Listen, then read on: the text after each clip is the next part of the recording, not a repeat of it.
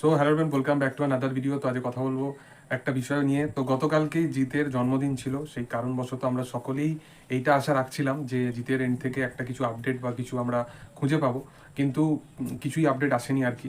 এবং এই জিনিসটা নিয়ে অনেক জায়গায় দেখছি যে খুব ডিফারেন্সিয়েশন বা প্রচুর কথোপকথন চলছে যে কেন আর কোনো আপডেট এলো না।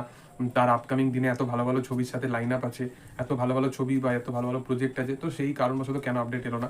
তো প্রথম কথা হচ্ছে যে দুটো সুপারস্টার বাংলায় মোটামুটি যারা বিশালভাবে পরিচিত এবং স্ট্যাবলিশ, তাদের মধ্যে ডিফারেন্স সবসময় থাকবেই। মানে প্রত্যেকজনের স্ট্র্যাটেজি কখনো সেম হবে না, কখনো সিমিলার হবে না। এবং একজন হয়তো সে একটা কমার্শিয়াল কাজ আনছে, অনেকদিন পর সেই জনারটায় ফিরছে এবং সে জানে যে এই ছবিটা মানে যে খাদান যে ছবিটা আসছে সেই ছবিটা অ্যাকচুয়ালি মাস অডিয়েন্সদের জন্য বানানো। ইভেন যারা যারা থিয়েটারে গিয়ে বড় পর্দায় গিয়ে যারা সিঙ্গেল স্ক্রিনে দেখে বা যারা পিভিআর বা আইনক্স যেখানে সিনেপ্লেক্স বা মাল্টিপ্লেক্সে যারা দেখে, মাল্টিপ্লেক্সের বাংলা সিনেমার অডিয়েন্স যারা আছে সেগুলো কিন্তু খুব মাস অডিয়েন্স খুব কম আছে। তারা প্রেফার করে বেশি মাস ফিল্ম দেখতে সাউথের, যেটা আমার মনে হয় যে বাংলার কম্পারিজনে যদি দেখা যায় তাহলে তারা সাউথ বা হিন্দি ছবি বেশি প্রেফার করে। যেমন পুষ্পা 2 এর ক্ষেত্রে হবে, পুষ্পা 2তে মাল্টিপ্লেক্স থেকে শুরু করে এখনই বুকমাই শো খুলে দেখে নিতে পারো, অলরেডি অলমোস্ট ফুল এরকম মানে টিকিট সেলিং শুরু হয়ে গেছে।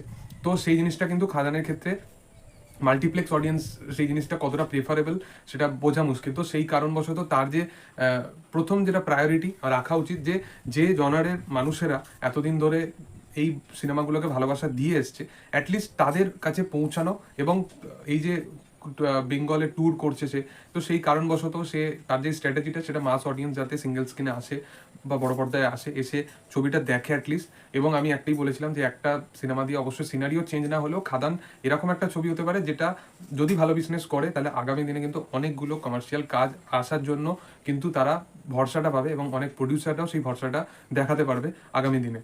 এবং এই জিনিসটাই আশা করবো যে হবে, এবং ডিসেম্বরের টাইমে দেবের বরাবর ছবি তো সুপারহিট হয়। এবার তার প্রমোশনাল স্ট্র্যাটেজি এটা, তার মানে এই নয় জিৎ বরাবর মানে জিতের যে প্রমোশনাল স্ট্র্যাটেজি সেটা সবসময় সবার থেকে একটু আলাদা। তো তার মানে এই নয় যে দেব এবং জিতের সিমিলার স্ট্র্যাটেজি আমরা দেখতে পাবো, কারণ দেব সেই জনারটায় ফিরছে। এবং জিতের যদি তোমরা যদি ফলো করে দেখো পুরো কেরিয়ার গ্রাফ, সে কখনো সেই জনারটা থেকে যায়নি। সে সবসময় সেই জনারটাকে ধরে রেখেছে, সে কমার্শিয়াল জনারের মধ্যে কাজ করে রেখেছে, কাজ করতে থেকেছে, মাস অডিয়েন্সের সাথে সবসময় একটা পরিচিতি রেখেছে, যে সে অ্যাটলিস্ট ট্রাই করেছে যে হ্যাঁ সিঙ্গেল স্ক্রিনে তার সিনেমা কিছু মানুষ কিন্তু এখনো দেখতে আসে। এই কারণবশত, কারণ সে সেই সিনেমাটাকে কিন্তু প্রোভাইড করে যাচ্ছে, সেটা রাবণ হোক, চেঙ্গিস হোক, মানুষ হোক, সে সিনেমা সফল হোক বা ফলাফল যেরকমই হোক, কিন্তু এই সিনেমাগুলো নিজের জায়গায় কিন্তু ভালোভাবে বিজনেস করেছে।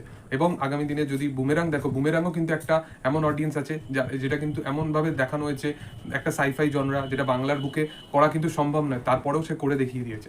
তো এই জিনিসগুলো সে বারবার কোয়ালিটির ওপরে ফোকাস করে এবং তার যে স্ট্র্যাটেজি সেটা আলাদা। সে জানে যে যখন সিনেমা আসবে আমি সেই টাইমেই শুধুমাত্র আমি আমার মেকার্সদের কথাবার্তা শুনেই ঠিকঠাকভাবে প্রমোশনটা করব।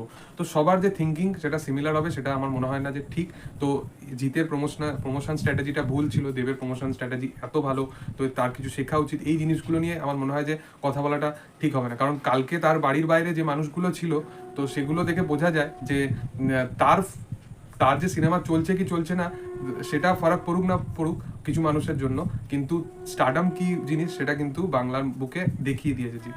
তো সেটাই হচ্ছে ব্যাপার। তো যাই হোক, এটা নিয়ে তোমাদের কি বক্তব্য অবশ্যই কমেন্ট সেকশনে জানাতে পারো। আর ভিডিও যদি ভালো লেগে থাকে অবশ্যই লাইক শেয়ার সাবস্ক্রাইব করে দিও। Thank you all, by.